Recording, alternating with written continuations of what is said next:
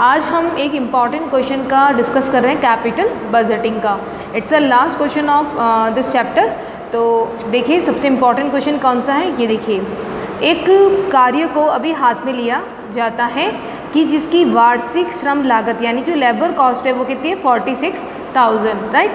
इस कार्य को करने के लिए एक मशीन लगाने का प्रस्ताव है। इससे हमारा जो कह सकते हैं सेविंग होगी, जो लेबर कॉस्ट की वो कितनी है, 46,000। इसके लिए एक मशीन लगाने का प्रस्ताव, एक प्रपोजल है जिस पर 80,000 का विनियोग होगा, यानी कि 80,000 का इन्वेस्टमेंट है, जिसकी ऑपरेटिंग कॉस्ट यानी कि परिचालन लागत, ऑपरेटिंग कॉस्ट कितनी है, 10,000 रुपये होगी। कर उद्देश्य के लिए ये माने कि मशीन पर हाथ सीधी रेखा यानी स्ट्रेट लाइन मेथड यूज़ किया जा रहा है डेप्रिसिएशन के लिए, and the time period of life कितना है, 5 years, राइट। उसके बाद में कुछ इन्फॉर्मेशन और है इस क्वेश्चन से रिलेटेड, वो देखते हैं। आर्थिक जीवन के बाद उसका अवशेष मूल्य शून्य, यानी कि स्क्रैप वैल्यू क्या है, स्क्रैप वैल्यू शून्य है, आपको स्क्रैप वैल्यू दे नहीं रखी है। टैक्स रेट दे रखी है 55%। IRR से आपको आर्थिक परिणामों का विश्लेषण करना है, यानी कि कैलकुलेशन क्या करनी है, IRR मेथड की। ये बहुत इंपॉर्टेंट क्वेश्चन है और बहुत छोटा क्वेश्चन है, इसलिए बहुत बार क्वेश्चन में पूछ लिया जाता है एग्जाम में आपको, राइट। तो देखिए इस क्वेश्चन को करने के लिए हमें IRR का जो है वो मेथड यूज़ करना है, लेकिन इससे पहले हमें क्या निकालनी होगी, नेट एनुअल कैश इनफ्लो। तो फर्स्ट वर्किंग नोट जो हमारा बनेगा वो बनेगा नेट एनुअल कैश इनफ्लो का। तो देखिए इस क्वेश्चन को करने के लिए हम क्या करेंगे, सबसे पहले एक टेबल बनाएंगे जिससे कि हम लोग उस क्वेश्चन को जो एनुअल कैश इनफ्लो है वो आराम से निकाल पाएँ। तो सबसे पहला हमारा जो टेबल बनेगी उसका हेडिंग क्या हो जाएगा, calculation of net cash inflow. क्या हो जाएगा, नेट कैश इनफ्लो, राइट। तो नेट कैश इनफ्लो का दे रखा है और हमें कॉलम बनाना है, एक कॉलम, क्योंकि एक ही मशीन के बारे में है। अगर दो होती तो हम इसके लिए 2 कॉलम बनाते हैं, but is the only first. तो हम लिखेंगे saving in the labour cost. Saving कितनी हो रही है आपकी इन लेबर कॉस्ट, कितनी है, 46,000 क्वेश्चन में गिवन था। लेस करेंगे एडिशनल ऑपरेटिंग कॉस्ट। आपको पता है ऑपरेटिंग कॉस्ट दे रखी थी 10,000 की, लेस हम कर देंगे इसमें ऑपरेटिंग कॉस्ट को है जो एडिशनल थी उसको लेस कर देंगे, ठीक है। ऑपरेटिंग कॉस्ट जो कि एडिशनल दे रखी थी, ठीक है। चलिए वो कितनी थी, 10,000। तो ये आंसर आ जाएगा आपका 36,000, राइट। लेस करेंगे हम इसमें से डेप्रिसिएशन, क्या करेंगे, डेप्रिसिएशन को लेस करेंगे। तो डेप्रिसिएशन आपका कितना दे रखा है, आपका 80,000 की आपकी कॉस्ट दे रखी है। डेप्रिसिएशन कितना हो जाएगा, 80,000 की कॉस्ट दे रखी है। स्क्रैप वैल्यू क्या है, 0, स्क्रैप वैल्यू कुछ भी नहीं थी क्वेश्चन में, और लाइफ टाइम कितना दे रखा है, 5। तो ये कितना हो जाएगा आपका 16,000, राइट। तो हम कह सकते हैं कि ये हमारा 20,000 आ गया प्रॉफिट। कौन सा प्रॉफिट, बिफोर टैक्स का, प्रॉफिट बिफोर टैक्स का, राइट। अब हम इसमें से लेस करेंगे अपना टैक्स, और टैक्स की जो रेट है वो दे रखी है 55%। तो 20,000 पे जब हम 55% लगाएंगे अपना, तो आ जाएगा आपका 11,000। माइनस कर देंगे तब ये कितना आ रहा है, 9,000, राइट। 9,000 आने के बाद में ये आपका क्या हो जाता है, जो नेट आप कह सकते हो saving after tax and depreciation. तो ये आपका प्रॉफिट होता है, प्रॉफिट या नेट सेविंग भी लिख सकते हैं, profit after tax and depreciation, right.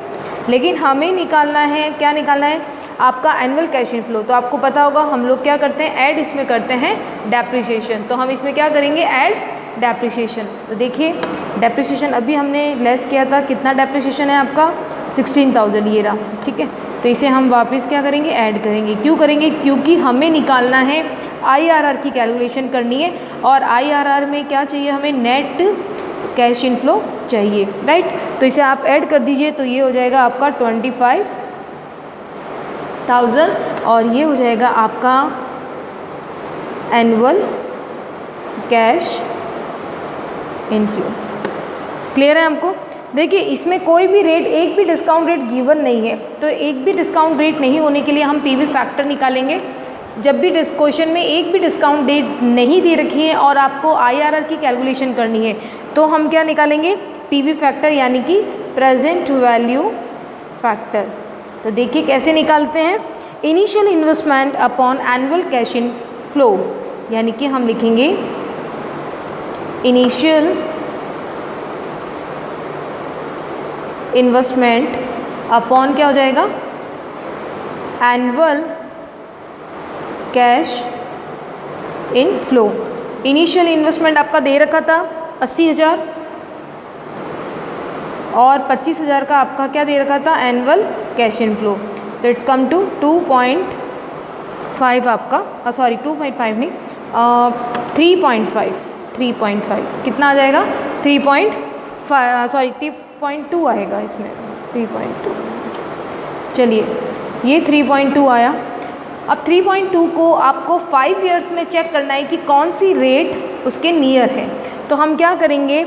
In cumulative present value table this PV factor 3.2 जो है वो आपका बिटवीन किसके बीच में आता है, वो हमें चेक करना है 5 ईयर्स का। तो 3.2 को हम एन्युटी टेबल जो हमारी बुक में गिवन होती है उसमें हम देखेंगे कि 5 ईयर्स में कितना आ रहा है। तो देखिए ये हमारी एन्युटी टेबल आ गई है, हम इसमें चेक करते हैं कि 5 ईयर्स में कितना आएगा। तो देखिए 3.2 देखना है और सबसे पहले आपको देखना है 5 ईयर देखना है। तो ईयर कितने दे रखा है क्वेश्चन में आपको? 5। 10 दे रखा होता तो हम 10 यूज़ करते, बट यहाँ कितना दे रखा है? 5। ये आपको याद रखना है, ईयर आपको याद रखना है कि कौन कितने ईयर की बात कर रहा है। तो 5 ईयर में हम लोग देखेंगे कि 3.2 या उसके नज़दीक कोई ऐसी आ रही है। तो देखिए यहाँ आ रहा है आपका 5 ईयर्स में, तो बिल्कुल 5 ईयर्स में अगर हम बात करेंगे तो 3.2 के नियर आ रहा है आपका। एक तो आ रहा है 18 की रेट और 3.274 यानी 16 और 18 की रेट क्या आ रही है इसके लिए? क्यों आ रही है? क्योंकि 3.127 नज़दीक है और 3.2 आ रहा है 74। तो ये हम दोनों ही क्या करेंगे?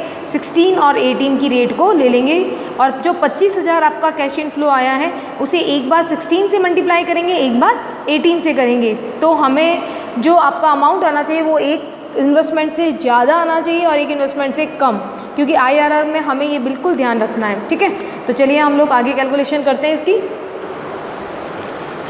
यहाँ मैंने 3.2 देखा और हमें वो रेट किसके बीच में मिली थी? 3.2 16 और 18 के बीच में। तो हम यहाँ लिख सकते हैं कि present value of cash in flow at 16% and 18%। ठीक है, तो हम यहाँ पे कौन सी यूज़ करेंगे? 16% एंड 18%, राइट। तो 16% और 18% से हम क्या करेंगे? इसकी कैलकुलेशन करेंगे। तो इसको करने के लिए आप क्या करेंगे? सबसे पहला पीवी निकालेंगे, प्रेजेंट वैल्यू एट किस पे निकालेंगे? 16% पे। किस पे निकालेंगे? 16% पे। तो 16% से आपको कितना मिला था? 16% से 3.274 और कैश इन फ्लो अभी आपने कैलकुलेट किया था आपकी टेबल से, जो वर्किंग नोट फर्स्ट बना था, कितना आया था? 25,000। इसका निकाल दीजिए मल्टीप्लाई करके, तो आ जाएगा 81,850। आपका इन्वेस्टमेंट कितना दे रखा था क्वेश्चन में? 80,000। कितना था हमारा इन्वेस्टमेंट क्वेश्चन में था 80,000। तो देखिए एक 80,000 से आपका हायर आ गया है। ठीक है, और हायर भी किससे आया है? लोअर रेट से। किससे आया है? लोअर, क्योंकि दूसरी रेट कौन सी है? पीवी एट 18%, यानी 18% से जो पीवी रेट निकालेंगे उससे हमारा क्या आना चाहिए? कम आना चाहिए 80,000 से, यानी 80,000 से कम आना चाहिए। एक चीज़ आप आईआरआर में बिल्कुल ध्यान रखिएगा कि जब हम 16% की रेट यूज़ कर रहे हैं तो उससे हमारा 80,000 क्या आ रहा है? 80,000 से ज़्यादा अमाउंट रिसीव्ड होगा, जबकि 18% से निकालेंगे तो वो अमाउंट हमारा 80,000 से डाउन होगा। तो 18% से हम निकालेंगे तो 18% की रेट क्या थी? 3.127 था। तो मल्टीप्लाई कर देंगे इसे किससे? 25,000 से, जो आपका कैश इन फ्लो दे रखा है। तो ये आ जाएगा आपका 78,175। क्लियर है आपको? देखिए हमें एक लोअर अमाउंट रिसीव्ड हो गई और एक हायर अमाउंट। आपको आईआरआर में हमेशा ये ध्यान रखना है 80,000 है, तो हमें क्या मिल गया, एक तो बड़ी अमाउंट मिल गई, और बड़ी अमाउंट भी किससे, लोअर रेट से। किससे मिली है, लोअर रेट से, राइट। और जो 18% है वो किससे मिला है, हायर रेट से। तो ये देखिए 78,175। बस अब इसे आप निकाल दीजिए। जैसे अगर हम बात करें 16% से और 18% से, 16% से और 18% से, तो देखिए पीवी कितना आया, 81,850। एनपीवी निकाल रहे हैं हम, एनपीवी, राइट। तो देखिए ये आया हमारा जो कॉस्ट था वो था 80,000 का, तो ये कितना आया हमें 1850। कौन सा है, प्लस का, राइट। उसके बाद में पीवी देखिए आपका कितना है, कम है हायर रेट से, -80। कितना आएगा ये आपका, आ जाएगा 1825, लेकिन कौन सा, माइनस का। क्लियर है आपको। ये थी हमारी लोअर रेट और ये थी हमारी हायर रेट। बस फॉर्मूला अप्लाई कीजिए। फॉर्मूला क्या था आपका, IRR इज इक्वल टू हमारी जो लोअर रेट है LDR, lower discount rate, plus LDR, residual LDR लिखना है आपको, residual LDR minus HDR, higher discount rate का जो अमाउंट है माइनस करने के बाद वो, और H माइनस L।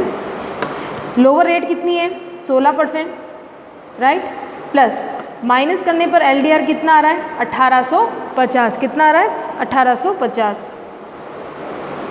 अमाउंट ध्यान रखिएगा, आप ये फुल अमाउंट नहीं लिखेंगे, आप माइनस करने के बाद वाली अमाउंट यूज़ करनी है हमको। यहाँ पे इन्वेस्टमेंट को लेस करने के बाद जो पीवी निकली है वो एनपीवी जो निकलता है, क्या कि जैसे इसका अमाउंट निकला है, ठीक है, कैश इन फ्लो का, तो उसको हमने माइनस किया इन्वेस्टमेंट से, और वो अमाउंट हमें इस फॉर्मूले में अप्लाई करना है।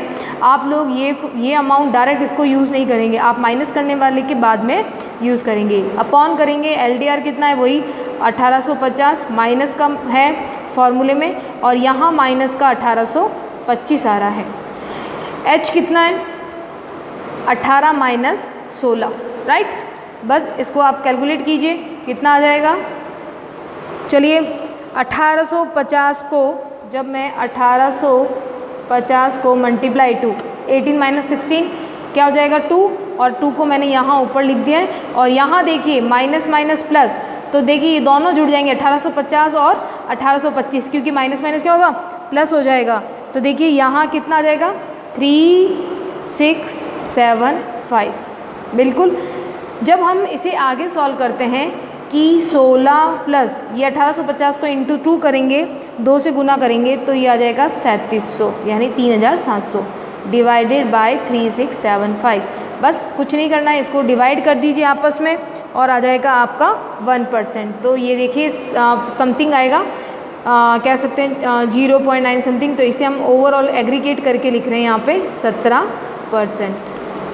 ठीक है, तो चलिए ये हमारा क्वेश्चन था। IRR मेथड में एक इम्पॉर्टेंट चीज़ ये है कि जब आपको डिस्काउंट रेट के बारे में कोई इन्फॉर्मेशन नहीं है तब हम इसे PV फैक्टर से निकालते हैं। देखिए डिस्काउंट रेट का अगर आपको गिवन है कि आपको इस IRR की कैलकुलेशन में 12 और 10% को यूज़ करना है, तो बिल्कुल क्लियर है, आपको 10 और 12 का ध्यान रखना है और देखना है कि कितने साल के बाद में बात की जा रही है, यानी कि 5 ईयर्स है या 10 ईयर्स है, या आपका लाइफ का टाइम क्या बताया गया है इसमें। ठीक है, उसके बाद में अगर आपका डिस्काउंट रेट गिवन नहीं है तो आप सबसे पहले कैश इन फ्लो कैलकुलेट करेंगे, जैसा हमने इस क्वेश्चन में किया। फिर हमने PV फैक्टर निकाला। PV फैक्टर का फॉर्मूला क्या था, initial investment upon annual cash in flow. तो इससे हमारा 3.2 आया। 3.2 में आपको एन्युटी टेबल में चेक करना है कि 3.2 5 ईयर्स में मुझे कहाँ मिल रहा है। तो जब हमने चेक किया तो हमें 16% और 18% की रेट मिल गई। 16-18% की रेट मिलने पर हमने उसकी जो डिस्काउंट रेट थी टोटल 5 ईयर्स की, उसको यहाँ लिखा और अपने कैश इन फ्लो से मल्टीप्लाई किया। तो हमारी अमाउंट एक 80,000 से ऊपर आ रही है। देखिए ये रहा, मैंने इन्वेस्टमेंट यहाँ लिखा, और एक लोअर अमाउंट आ रही है। जो ये हायर अमाउंट आती है ये हमेशा लोअर रेट से आती है, और जो आपकी हायर रेट है, हायर रेट से हमेशा इन्वेस्टमेंट से कम की अमाउंट आएगी। क्लियर है आपको। लास्ट जो हमने प्रीवियस वीडियो देखा था, उस प्रीवियस वीडियो में मैंने आपको बताया था कि जब हमें अमाउंट रिसीव नहीं हो रही थी, बाय चांस 50 यहाँ आ रहा था, और अगर हम 18% से करते और ये भी ज़्यादा अमाउंट आता तो हमें और क्या करना पड़ता, इसके ऑपोजिट हाई रेट लेनी पड़ती ताकि हमारी वो रेट इन्वेस्टमेंट से कम आ जाए। ठीक है, फिर हमने क्या किया, यहाँ पीवी प्रेजेंट वैल्यू निकाली 81,850 और इन्वेस्टमेंट से लेस किया, तब 1850 आया। हायर रेट से करने पर ये माइनस का क्या आता है, अमाउंट आता है। फिर बस आपको फॉर्मूले पे अप्लाई करना है, फॉर्मूले में यहाँ आपको कैलकुलेशन सही करनी है और करने के बाद आपको IRR की रिसिप्ट हो जाएगी। तो देखिए हम लोगों ने यूज़ की थी रेट कौन सी, दो रेट यूज़ की थी, 16% और हमारा 18%। 16% is your lower rate and the 18% is your higher rate. But जो आंसर आया है वो क्या है, 17%, यानी मिड पॉइंट। ये हमेशा इसके बीच में ही आएगा, ना तो ये 16% से डाउन आएगा, ना ये 18% से हायर आएगा। ये आप चीज़ ध्यान रखिएगा जब भी एग्जाम में आए, तो जो भी आप दो डिस्काउंट रेट लेंगे उनके बीच में जो रेट होगी वो रिसिप्ट होगी, क्योंकि ये रेट वो है जो इन्वेस्टमेंट के बराबर कैश इनफ्लो को कर देती है, पीवी को। ठीक है, तो ये आपका क्वेश्चन था जो कि सबसे इम्पॉर्टेंट है और कई बार ये एग्ज़ाम में पूछ लिया जाता है इसके क्वेश्चन के बारे में। तो आई होप आपको ये समझ में आया होगा। और इसमें हमने जो नई चीज़ की थी वो ये थी, पीवी फैक्टर पे हमने वैल्यूएशन किया था और ये 3.2 आया था, और 3.2 को हमने टेबल, एन्युटी टेबल जो आपकी बुक की है उसमें चेक किया, और चेक करने पर हमें दो रेट रिसीव्ड हुई, 16-18%। Then we solve the questions, right. तो ये आपका क्वेश्चन था जो कि हमने आपको लास्ट कैपिटल बजटिंग का क्वेश्चन था जो हमने सॉल्व किया। अब नेक्स्ट जो वीडियो होंगे वो नेक्स्ट वीडियो हम एक बहुत इंपॉर्टेंट चैप्टर का डिस्कस कर रहे हैं, वो होगा आपका कैपिटल स्ट्रक्चर यानी पूंजी संरचना। पूंजी संरचना की थ्योरीज और पूंजी संरचना होता क्या है उसके कंसेप्ट के बारे में। Okay, thank you.